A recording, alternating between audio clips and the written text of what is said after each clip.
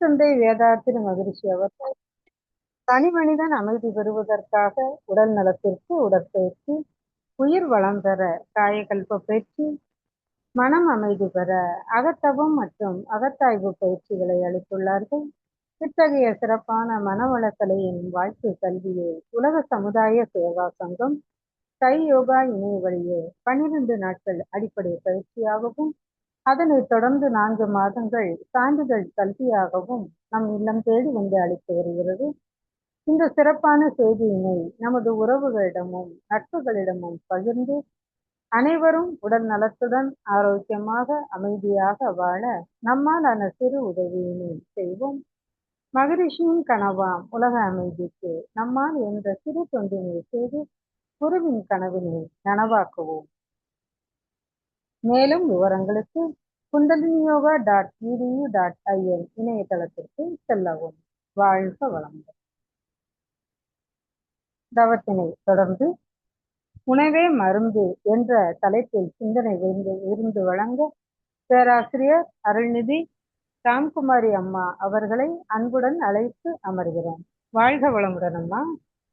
வாழ்க வளமுடன் அம்மா, வாழ்க வளமுடன். அருமையான துரிய தவத்தினை வழி நடத்திய அம்மா அவர்களை வாழ்த்துவோம்.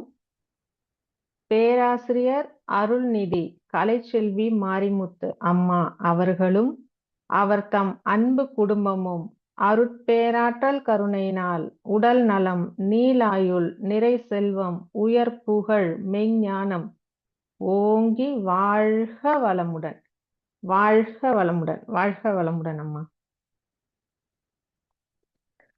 வாழ்க வையகம், வாழ்க வையகம், வாழ்க வளமுடன். உலக சமுதாய சேவா சங்கம் கை யோகா ஆன்லைன் இணைப்பில் இணைந்திருக்கும் அனைவருக்கும் வணக்கம்.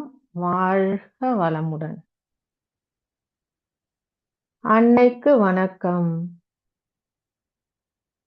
தந்தைக்கு வணக்கம், அருள் நிறைந்த ஆசான் வேதாத்ரி மகரிஷி அவர்களுக்கு வணக்கம். இன்றைய சிந்தனை தலைப்பு உணவே மருந்து. மனிதன் உயிர் வாழ்வதற்கு அடிப்படையான தேவைகள்ல மிகவும் அவசியமானது உணவு. அப்ப உணவுனா என்ன அப்படின்னா, உடலுக்கு தேவையான தாது உப்புக்களை அளிப்பது உணவு, தாதுபடுத்தி கொடுப்பது உணவு. அப்ப உணவு எதுக்காக எடுத்துக்கணும்?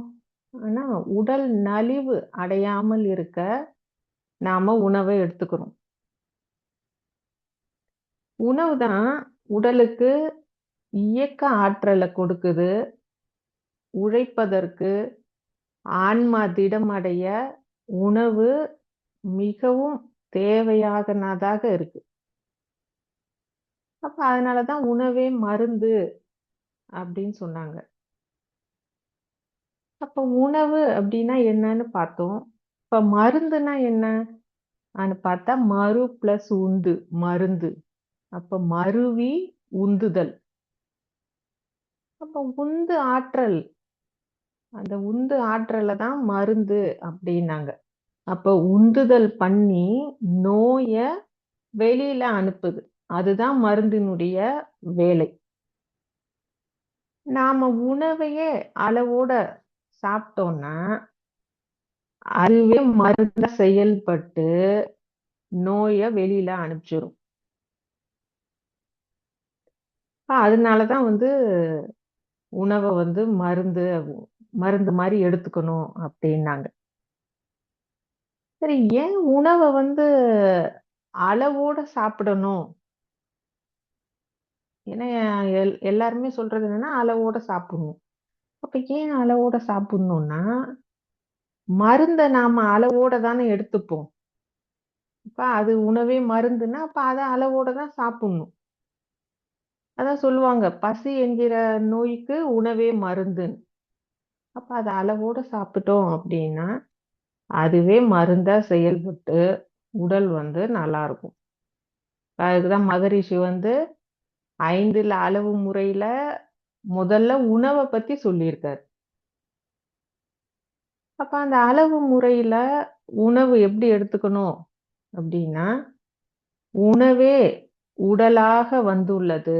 ஆகையினால் உணவை உண்டுதான் உயிர் வாழ வேண்டும்.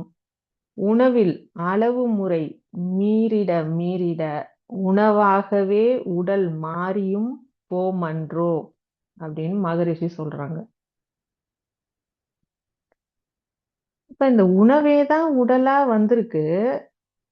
அந்த உணவை உண்டுதான் நாம உயிர் வாழணும். அந்த உணவுல அளவு முறை மீறக்கூடாது. அப்படி மீறினால் அந்த உணவே இந்த உடலை வந்து செரிச்சிடும். இப்ப அளவோட சாப்பிட்டோம் அப்படின்னா உணவு செரிமானம் ஆகும். அதிகமா சாப்பிட்டோம் அப்படின்னா அந்த உணவு தான் இந்த உடலை செரிக்க ஆரம்பிச்சிடும்.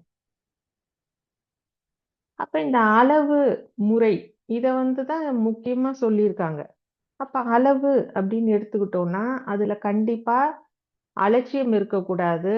அதிகமாவும் எடுத்துக்க கூடாது. அப்ப அளவுன்னா என்ன? ஆனா உணவு அரை வயிறு எடுத்துக்கணும். அமில நீர் 1/4 வயிறு, காற்று 1/4 வயிறு.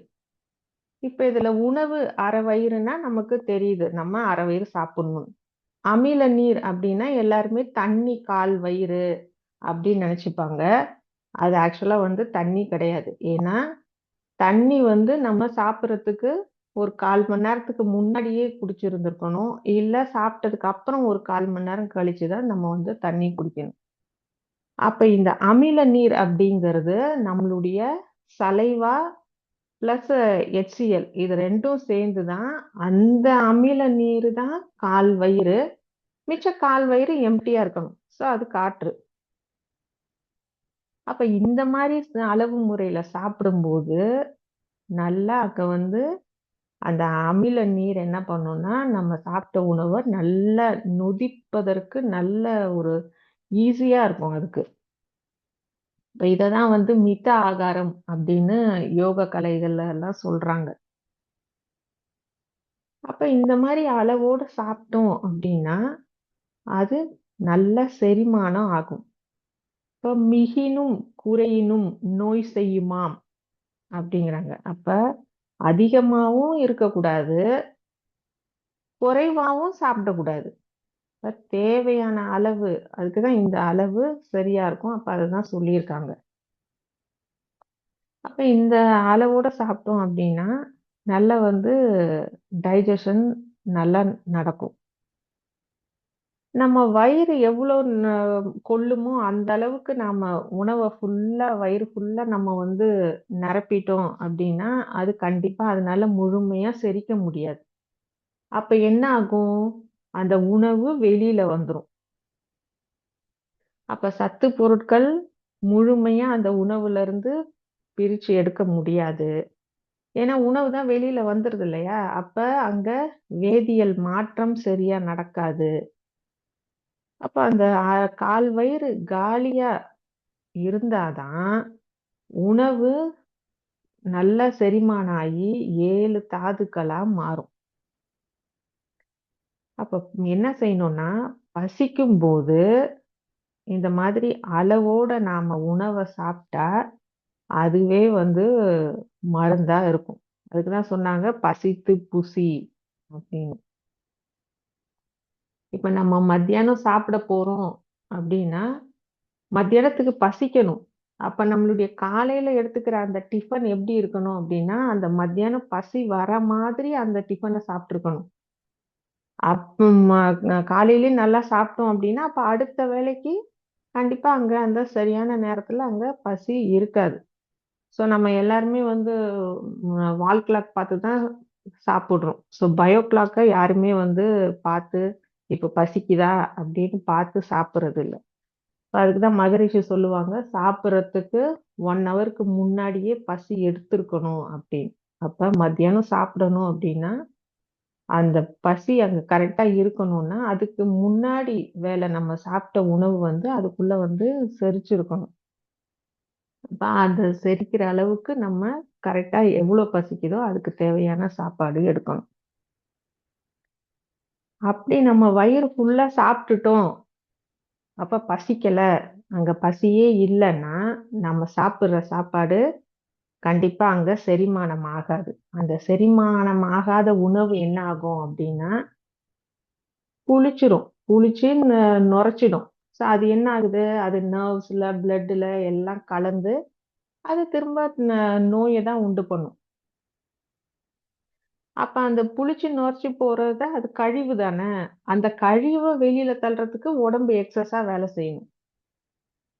அப்ப நம்ம அந்த கழிவு வெளியில தள்ளுறதுக்குள்ள நம்ம என்ன செய்வோம், அடுத்த வேளை உணவையும் சாப்பிட்டுட்டோம் அப்படின்னா இந்த கழிவும் வெளியில சரியா போகாது, நம்ம சாப்பிட்ட சாப்பாடும் சரியா டைஜஷன் ஆகாது. அப்ப அஹ், எந்த ஒரு ப்ராசஸுமே சரியா நடக்காது. அப்ப உடம்பு என்ன செய்யணும், அது வேலை செஞ்சுக்கிட்டே இருக்கும். அது இப்ப சாப்பிடுறத தான் டைஜஷன் பண்றதா, இல்ல ஏற்கனவே இருக்க கழிவை தான் வெளியே தள்ளுறதா அப்படின்ற மாதிரி அந்த உடம்பு வந்து வேலை செஞ்சுக்கிட்டே இருக்கணும். இப்ப நம்ம வந்து ஒரு நாள் ஃபுல்லா வேலை செஞ்சா சொல்றோம்ல, எனக்கு பாரு காலையில இருந்து வேலை சரியா இருக்கு அப்படின்னு. அப்ப இந்த உடல் வந்து உணவையும் செரிச்சு 7 தாதுக்களா மாத்தணும், கழிவையும் வெளியில தள்ளணும், வேற ஏதாவது அங்கங்க ஏதாவது சரி பண்ண வேண்டிய வேலை இருந்தா அதையும் செய்யணும். அப்ப இவ்ளோ வேலை இருக்கு. ஆனா நம்ம வந்து என்ன செய்றோம், ஈஸியா பசிக்குதோ பசிக்கலையோ, கரெக்டா இப்ப டைம் ஆச்சா சாப்பிட்டுருவோம். இது லஞ்ச் டைம், இது டின்னர் டைம் அப்படின்னு கரெக்டா நம்ம பார்த்து சாப்பிட்டுட்டு இருக்கோம். அந்த மாதிரி சாப்பிட்டோம் அப்படின்னா கண்டிப்பாக அங்க எந்த ப்ராசஸுமே சரியா நடக்காது. அப்ப நம்ம உடலுக்கு என்னென்னலாம் தேவையானதா இருக்கு அப்படின்னா, பிரபஞ்ச ஆற்றல் 35% தேவை, காற்று 25% தேவை, தண்ணீர் 20%, உணவு 20%. இதுதான் வந்து நமக்கு தேவையானது. அப்ப இதுல உணவு அப்படின்னு பார்த்தோம்னா எவ்வளோ, 20% தான். அப்ப அதுக்கு தான் சொன்னாங்க, உணவை அளவோட சாப்பிடணும். ஏன்னா மத்த பிரபஞ்ச ஆற்றல், காற்று, தண்ணீர் இதெல்லாமும் ரிசீவ் பண்ணணும். அப்ப அந்த உணவை வந்து அளவோட சாப்பிட்டா அதுவே மருந்தாக இருக்கும். அதுதான் ஒரு குறள்ல, மருந்தென வேண்டாவாம் யாட்கைக்கு அருந்தியது அற்றது போற்றி உணின் அப்படின்னு அந்த குறள் சொல்லுது. இப்ப மருந்து எதுவும் வேண்டாம் இந்த உடம்புக்கு, அருந்தியது ஏற்கனவே சாப்பிட்டது செரிமானம் ஆன பிறகு அடுத்த வேளை உணவை சாப்பிட்டா மருந்தே வேண்டாம் அப்படின்னு. இப்ப உணவே மருந்தா இருக்கும். சரி, அளவு பார்த்தோம். முறை மகரிஷி வந்து சொல்லியிருக்காங்க. இப்ப முறை எப்படி சாப்பிடணும் அப்படின்னா அதுதான் காயகல்பம் சொல்லியிருக்காரு. அது காயகல்பத்துக்கு ஒரு பாடல் வந்து, உண்ணும்போது உயிரெழுத்தை உயிரை வாங்கு. அப்ப உயிரெழுத்தை உயர வாங்கு அப்படின்னா அது உயிர் எழுத்து இல்ல, உயிர் அழுத்தம். உயிர் அழுத்தத்தை உயர வாங்கு. ஸோ காயகல்பம் பண்ண சொல்றாங்க. சரி, காயகல்பத்துக்கு ஃபர்ஸ்ட் நரம்பூக்கம் செய்றோம். நரம்பூக்கம் செய்யும்போது நரம்புகள் வந்து ஊக்கம் பெறுது. அந்த நரம்பூக்கம் அப்படின்னா அது சொல்லுவாங்க இல்லையா, கல்ல தின்னாலும் செரிக்கணும் அப்படின்னு. அப்ப அந்த நரம்பூக்கம் பண்றதுனால அந்த நரம்புகள் எல்லாம் வந்து ஊக்கம் பெறுது. ஓஜஸ்னால, ஓஜஸ் என்பது உயிர் காற்று. அந்த உயிர் காற்று எல்லா செல்லையும் போய் ஆக்டிவேட் பண்ணுது. அப்ப உடலுக்கு தேவையான அந்த சத்து பொருளை எல்லாம் வந்து அந்த செல்ஸ் எல்லாம் நல்லா உறிஞ்சி எடுத்துக்கும். ஸோ அதுக்காக தான் வந்து சாப்பிடறதுக்கு முன்னாடி காய்கல்பம் பண்ணுங்க அப்படின்னு வந்து மகரிஷி வந்து சொல்லியிருக்காங்க. அப்ப அந்த மாதிரி சாப்பிட்டோம் அப்படின்னா அந்த சத்துக்கள் எல்லாம் ஒவ்வொரு செல்லும் நல்லா உறிஞ்சி எடுத்து எல்லாமே வந்து அந்த ப்ராசஸ் வந்து சரியா நடக்கும். இப்ப நம்ம வயித்துல வந்து சாப்பிடுறது எல்லாம் செரிக்கணும் அப்படின்னா ஆக்சுவலா அங்க வந்து கிரைண்டர் இல்ல. ஸோ அப்ப நம்ம வாயில தான் நல்லா அரைச்சு சொல்லுவாங்கல்ல, நொறுங்க தின்றால் 100 வயதுன்னு. அப்ப நல்லா அரைச்சு நல்ல கூழ் மாதிரி ஆக்கி நம்ம உணவை வந்து தண்ணி மாதிரி குடிக்கணும், தண்ணிய உணவு மாதிரி சாப்பிடணும். ஸோ அந்த மாதிரி சாப்பிட்டு ஒரு 10 மினிட்ஸ் ரெஸ்ட் எடுக்கணும். ரொம்ப உடனே சாப்பிட்ட உடனே ரொம்ப பரபரப்பாலாம் வேலை செய்யாம ஒரு 10 மினிட்ஸ் சும்மா அப்படியே உட்காந்து ஒரு ரிலாக்ஸ். அப்ப ரெஸ்ட் எடுத்துட்டோம் அப்படின்னா அப்ப அந்த உணவு வந்து செரிமானம் ஆகிறது எல்லாம் சரியா நடக்கும். இப்ப காய்கல்பம் பண்ணோம். இப்ப நரம்புக்கும் ஓஜஸ்னால என்ன நடக்குதுன்னு பார்த்தோம். இப்ப உணவு வந்து அன்னரசமா மாறணும். அதுக்கு இந்த காய்கல்பம் என்ன பண்ணுது அப்படின்னா, இப்ப நம்ம வந்து டீ டிகாஷன் வந்து வடிகட்டுவோம்ல. அப்ப டீயுடைய அந்த தண்ணி வந்து கீழ இறங்கிடும். அந்த கசடு வந்து அந்த டீ வடிகட்டுறதுலயே நின்றும். அதே மாரி தான் இது என்ன பண்ணுது அப்படின்னா, அந்த அன்னரசத்த நல்லா உணவுல இருந்து எடுத்துக்குது. தேவையில்லாத அந்த கசடு இருக்கு இல்லையா? அது நல்லா வெளியில தள்ளிடும். அப்ப காய்கல்பம் பண்ணும்போது இந்த வந்து சரியா நடக்கும். அந்த அன்னரசம் சரியா எடுத்துக்கும். கசட வெளிய தள்ளிடும். அப்ப இந்த மாரி அளவு முறையோட சாப்பிட்டோம் அப்படின்னா, உணவே மருந்தா இருக்கும். உணவே மருந்தா இருந்துச்சு அப்படின்னா, நமக்கு வந்து வேற மருந்தே தேவைப்படாது. அதான் சொல்லுவாங்க, பசிக்காக தான் சாப்பிடணும், ருசிக்காக சாப்பிடக்கூடாது. ஆனா பசிக்கும்போது நல்ல ருசியா சாப்பிடலாம். ஏன்னா பசி இல்லாதம்போது தான் சாப்பிடக்கூடாது. ருசியானா தேவையில்லாதது அப்படின்னு இல்ல. நமக்கு என்ன பிடிச்சிருக்கோ, இப்ப சாப்பிடுறது 2 இட்லி அப்படின்னாலும், அந்த 2 இட்லிக்கு நம்ம வந்து நமக்கு இப்ப ஒரு எனக்கு தேங்காய் சட்னி தான் பிடிக்கும், இல்ல எனக்கு தக்காளி சட்னி தான் பிடிக்கும்னா, நல்லா பசிக்குதா? சரி அந்த எனக்கு இப்ப 2 இட்லி தான் அதுவே போதும். அப்படின்னாலும் அதுக்கு நமக்கு பிடிச்சதா ஒரு சட்னி வச்சு நம்ம வந்து சாப்பிட்டோம் அப்படின்னா, ஓகே. அப்ப மனசும் சந்தோஷமா இருக்கும். அப்ப நமக்கு புடிச்சத நம்ம சாப்பிடுறோம் அப்படின்ற இருக்கும்போது, அந்த உணவு நல்ல செரிமானம் ஆகும். கண்டிப்பா அது 7 தாதுக்களாக மாறும். இது உணவின் இலக்கணம் அப்படின்னு தமிழ் இலக்கியங்கள்ல வந்து சொல்லியிருக்காங்க. உணவ பத்தி, உணவ எப்படி சாப்பிடணும் அப்படின்றதெல்லாம் வந்து சொல்லியிருக்காங்க. இப்ப அந்த உணவின் இலக்கணம் என்ன அப்படின்னா, நம்ம வந்து சாதத்த வந்து நல்லா பெசஞ்சு சாப்பிடணும். நம்மளுடைய உள்ளங்கையிலயும், விரல்லயும் வந்து நமக்கே தெரியும் பெரும்பாலான நரம்புகள் வந்து முடிவடையுது. அப்ப வாய்ப்பகுதியில உள்ள நரம்பும் வந்து கையில வந்து முடிவடையுது. இப்ப வெறும் சாதம் இருக்குன்னு வச்சுக்கோங்க. அந்த வெறும் சாதத்த எடுத்து அப்படியே சும்மா உள்ளங்கையில பெசையாம, அப்படியே சாதத்த மட்டும் இப்படி எடுத்து சாப்பிட்டு பாருங்க. அதையே அந்த சாதத்த நல்ல உள்ளங்கையால நல்லா பெசஞ்சு, அதுக்கப்புறம் சாப்பிட்டு பாருங்க. கண்டிப்பா வித்தியாசம் இருக்கும்.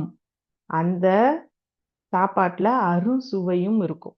ஏன்னா, நம்ம வந்து நல்லா உள்ளங்கைய நல்லா வச்சு பெசஞ்சிருக்கோம். அப்ப அந்த மாரி சாப்பிடும்போது 12 வகையான தாது உப்புக்கள் நம்ம உடம்புல இருக்கு. அந்த தாது உப்புக்கள கசப்பு சுவை தான் வந்து அத வந்து சரியா மெயின்டெயின் பண்ணிட்டு இருக்கு. அப்ப இந்த மாரி நல்லா நம்ம வந்து பெசஞ்சு சாப்ட்டுட்டு, சாப்ட்டு முடிச்ச உடனேயே, ஆம் இந்த நாக்கால இப்டி இப்டி நக்குவாங்க தெரியுமா? உள்ளங்கையில இருந்து விரல் வரைக்கும் இப்டி நக்குவாங்க. ஸோ அது வந்து அந்த பழக்கம்லாம் இருந்தது. ஆக்சுவலா அப்டிதான் சாப்ட்டுட்டு இருந்தாங்க. ஆனா இப்ப வந்து நாகரீகம் கருதி யாரும் வந்து அந்த மாரி சாப்பிடுறதில்ல. இப்ப எல்லாருமே என்ன செய்றாங்க அப்டின்னா, ஆ இந்த விரல் நுனியிலேயே இப்டியே சாப்ட்டுட்டு, அப்டியே இந்த விரல்ல கூட படாது. உள்ளங்கையில சுத்தமா சாப்பாடே இருக்காது. அந்த விரல் நுனியிலேயே இப்டி இப்டி சாப்ட்டுட்டோம் அப்டின்னா, அங்க எந்த சத்துக்களும் வந்து சரியா வந்து போய் சேராது. இப்ப இந்த வாயில உள்ள நரம்புக்கும், நம்ம உள்ளங்கையில இருக்கிற நரம்புக்கும் சம்மந்தம் இருக்கு. அதனால தான் நம்ம வந்து சாதத்த நல்லா பெசஞ்சு, அதாவது வாய் எவ்ளோ கொள்ளுமோ, அந்த அளவுக்கு தான் நம்ம கை வந்து அந்த சாதம் வந்து புடிக்க முடியும். மிச்ச சாதம் தட்டுலயே உதிர்ந்துரும். அந்த ஒரு கை சாப்பாட்டை தான் கவலம் அப்படின்னாங்க. அது ஒரு கவலை சாப்பாடு. அப்ப ஒவ்வொரு வேளையும் நம்ம 32 கவலம் சாப்பிடணும். அப்ப ஒவ்வொரு வேளையும் 32ன்னா 3 வேளை சாப்பிடுறோமா? இப்ப 96 கவலம் சாப்பிடணும். ஏன் அந்த 96 கவலம் சாப்பிடணும் அப்படின்னா 96 தத்துவம். அந்த 96 தத்துவத்துக்கு தான் நம்ம இந்த 96 கவல சாப்பாடு சாப்பிடுறோம். சரி, அந்த காலத்துல வந்து நல்லா ஹார்ட் ஒர்க் பண்ணாங்க. நல்லா ஸ்ட்ரென்த்தா இருந்தாங்க. அப்ப ஒவ்வொரு வேளையும் 32 கவலம் சாப்பிட்டாங்க. இப்பதான் நம்ம எந்த வேலையுமே செய்யறதில்ல. எல்லாம் ஒரே இயந்திரமயம் ஆயிடுச்சு. இப்பயும் நம்ம அப்படிதான் சாப்பிடணுமா அப்படின்னா, கண்டிப்பா இப்பயும் நம்ம அந்த சாப்பாட தான் சாப்பிடணும். ஏன்னா, அந்த சாப்பிட்டாதான் அது உடலுக்கு தேவையான சத்த கொண்டு போய் சேர்க்கும். நம்ம இல்ல என்னால அவ்வளோலாம் சாப்பிட முடியாது. நான் வந்து டயட்ல இருக்கேன். அப்படின்னு சொல்லிட்டு இருந்தோம் அப்படின்னா, அங்க வந்து உடம்புக்கு தேவையான சத்து எதுவும் கிடைக்காது. நம்ம சொன்னோம்ல 12 வகையான தாது உப்புக்கள் வந்து காய்கறி, கீரை அது மாதிரி உணவெல்லாம் சேர்க்கும்போது தான் அதெல்லாம் நம்ம உடம்புக்கு கிடைக்கும். இப்ப உடல் ஆரோக்கியமா இருக்கும். மன இயக்கம், உயிர் இயக்கம், உடல் இணக்கம் எல்லாம் வந்து சரியா இருக்கும். அப்ப இந்த தேக ஆரோக்கியமும் வந்து சீரா இருக்கும். இந்த மாதிரி சாப்பிட்டுட்டு நம்ம 15 டேஸ் ஒன்ஸ் உண்ணா நோன்பு இருக்கலாம். ஸோ அந்த மாதிரி இருக்கும்போது என்ன ஆகும் அப்படின்னா கழிவு வெளியேறதுக்கு அது வந்து ஈஸியா இருக்கும். அப்ப இந்த மாதிரி சாப்பிட்டோம் அப்படின்னா உணவே மருந்தா இருக்கும். இப்ப நம்ம உடல்ல வந்து 5 விதமான குடல் இருக்கு. நீர்க்குடல், காற்றுக்குடல், கொழுப்பு குடல், மலக்குடல், சிறுகுடல். இதுல ஒவ்வொரு குடலுக்கும் ஒவ்வொரு அளவு இருக்கு. இப்ப நீர்க்குடல் அப்படின்னு எடுத்துக்கிட்டோம்னா அது 1 முழம் இருக்கு. காற்றுக்குடல் அது 2 முழம் இருக்கு. கொழுப்பு குடல் 3 முழம் இருக்கு. மலக்குடல் 5 முழம் இருக்கு. சிறுகுடல் 32 முழம் இருக்கு. இந்த 32 முழத்துக்கு தான் நாம 32 கவல உணவு எடுத்துக்கணும். அப்ப 96 தத்துவங்களை கொண்டது இந்த உடல். இந்த மாதிரி சாப்பிட்டோம் அப்படின்னா ஒரு நாளைக்கு 7.5 லிட்டர் அன்னரசம் உற்பத்தி ஆகுது. அதுல 4.5 லிட்டர் ரத்தம் உற்பத்தி ஆகுது. அந்த 7.5 லிட்டர்ல அன்னரசத்துல இருந்து 4.5 லிட்டர் ரத்தம் வருது உற்பத்தி ஆகுது. அந்த அந்த 4.5ல 4 லிட்டர் ரத்தம் வந்து நம்ம டே டு டே லைஃப் ஆக்டிவிட்டீஸ்க்கு நம்ம செய்யற செயலுக்கு சரியா போகுது. மீதி இருக்கிற 1/2 லிட்டர் வந்து எலும்பு மஜ்ஜைக்காகவும் சுக்கிலம் ஸ்ரோனிதமாகவும் மாறுது. இப்ப ஆன்ம விருத்திக்காகவும் தேவைப்படுது. இப்ப நாம வந்து டயட் இருக்கேன், இல்ல நான் வந்து எனக்கு இவ்வளவு சாப்பாடு போதும், எனக்கு ரொம்ப வெயிட்லாம் போடுது அப்படின்னு நாம இந்த உணவை குறைச்சிட்டோம் அப்படின்னா இந்த உடலுக்கு தேவையான சேமிப்பு இருக்கு இல்லையா அது குறைஞ்சு போயிடும். அப்ப அந்த ஒரு வேளை உணவையே நம்ம தவிர்த்துட்டோம். இப்ப நிறைய பேர் சொல்லுவாங்க நான் வந்து மார்னிங் டிஃபன் சாப்பிட்றது இல்ல, ஸ்ட்ரெயிட்டா நான் வந்து லஞ்ச் தான் சாப்பிடுவேன். அப்ப அந்த மாதிரி ஒரு வேளை உணவை வந்து நாம தவிர்த்துட்டோம் அப்படின்னா 2 கிளாஸ் குளுக்கோஸ் குடிக்கிற அளவுக்கு நமக்கு வந்து ஸ்ட்ரென்த் போயிடும்.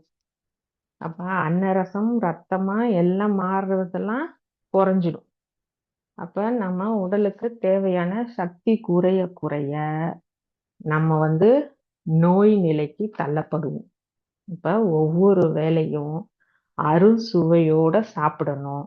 ஒவ்வொரு வேளையும் எப்படி அறுசுவையோட சாப்பிடுறது அப்படின்னா ஒண்ணுமே செய்ய வேண்டாம். நல்ல உள்ளங்கையால சாப்பாட்டை பிசைஞ்சு சாப்பிடுங்க. அதுவே அறுசுவையா இருக்கும். இப்ப குழம்புல உப்பு இல்லையா, நல்லா உள்ளங்கைய நல்லா வச்சு நல்லா சாதத்தை பிணைங்க, உப்பு சரியாயிடும். இல்ல ஒரே சாம்பார் காரமா இருக்கா, நல்லா உள்ளங்கைய வச்சு நல்லா பிணைங்க, அங்க அந்த காரமும் சரியாயிடும். இருக்கிற அறுசுவையும் அதுல இருக்கும். அப்ப அந்த மாதிரி சாப்பிட்டோம் அப்படின்னா உடல் ஆரோக்கியம் நிலையாகவும் அதீத சக்தியோடையும் இருக்கும். அப்ப நம்மளால நல்லா வந்து வேலை செய்ய முடியும், நல்லா உழைக்க முடியும். அப்ப இந்த உணவு முறைய நம்மளோட முன்னோர்கள் ஒரு 10,000 இயர்ஸுக்கு முன்னாடியே இதை சொல்லியிருக்காங்க. ஸோ இப்படிதான் சாப்பிடணும் அப்படின்னு. சாத்வீக உணவா சாப்பிடணும். அதுதான் நம்ம உடம்புக்கு ரொம்ப நல்லது. இப்ப அவசர கதியில எல்லாம் இயங்கிக்கிட்டே இருக்கும். அதனால என்ன செய்யறோம் அப்படின்னா, ஏதோ ஒண்ணு சாப்பாடு அந்த டிஃபன் பாக்ஸ்ல அதை போடு, அதுல ஒரு ஸ்பூனை போடு, ஸ்பூன்ல சாப்பிட்டுருவோம். எனக்கு சாப்பிட்றதுக்கு டைம் இல்லை, வெறும் எனக்கு லஞ்ச் டைம் 5 மினிட்ஸ் தான் இருக்கு, அதுக்குள்ள நான் சாப்பிடணும், அந்த மாதிரி ஒரு அவசரத்துல போயிட்டு இருக்கிறதுனால நம்ம சரியா சாப்பாடை எடுத்துக்கிறது இல்லை. அதனால சாப்பிட்றதுக்கு ரொம்ப முக்கியமா நேரம் ஒதுக்கணும். அட்லீஸ்ட் ஒரு 10 நிமிஷமாவது உட்கார்ந்து அமைதியா உட்கார்ந்து, நம்ம இப்ப இவ்வளவு நேரம் சொன்னோம்ல, இப்ப இந்த மாதிரி சாப்பிட்டோம் அப்படின்னா கண்டிப்பா அது உடலுக்கு எந்த வித பாதிப்பும் இல்லாம நல்ல டைஜஷன் ஆகும். உடம்புக்கு தேவையான அத்தனை சத்தையும் கொடுக்கும். இப்போ உடல் மனசு எல்லாம் நல்லா இருக்கும். ஸோ அந்த மாதிரி அவசரப்படாம அந்த சாப்பாடு அப்படிங்கிறத அதுக்கு நல்ல ஒரு டைம் கொடுத்து நம்ம நம்ம உடலுக்கு நம்ம சாப்பிடுறோம் அப்படின்ற மாதிரி நம்ம சாப்பிடணும். இப்போ உடலின் தேவையை அளவறிந்து சத்தான சுத்தமான உணவை அளவோடும் முறையோடும் நாம சாப்பிட்டோம் அப்படின்னா உடல் ஆரோக்கியமாக இருக்கும். மருந்து என்பது தேவைப்படாது. உணவே மருந்தாக இருந்தால் நம் உடல் நலம், மனவளம், வாழ்க்கை வளம் எல்லாம் சிறப்பாக இருக்கும் என்று கூறி சிந்தனையை நிறைவு செய்கிறேன். வாய்ப்பளித்த அனைத்து நல்லுள்ளங்களுக்கும் நன்றி. வாழ்க வளமுடன், வாழ்க வளமுடன், வாழ்க வளமுடன். நன்றி அம்மா. வாழ்க வளம்.